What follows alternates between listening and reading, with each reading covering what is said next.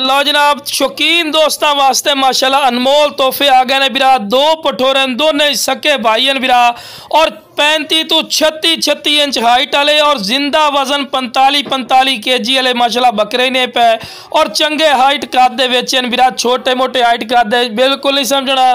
तो बड़े दोस्तों की फरमाइश भी आई कि फौजी भाई हैवी क्वालिटी की चीज़ लिया दो और चंगे वजनी पठोरे लिया दो जोड़े चंगे वजनी होने। तो माशाल्लाह वाइट बिरा बिल्कुल खीरा पठोरा ने उम्र बिरा दी 10 महीने पी और आंडी पठोरा वेखो जी पूरी डिटेल दे रहे हैं बिरावन को तुहानू अच्छी तरह इन्फॉर्मेशन होवे। चलो बिरा चारा भी खवा के विखा रहे हैं कि टोर फिर के विखा रहे हैं कि सेहतमंद और माशाल्लाह एक्टिव ने बिरा। और बिरा इस तो बाद क्वालिटी और नस्ल नहीं होती माशाल्लाह हर पॉइंट जबरदस्त ने।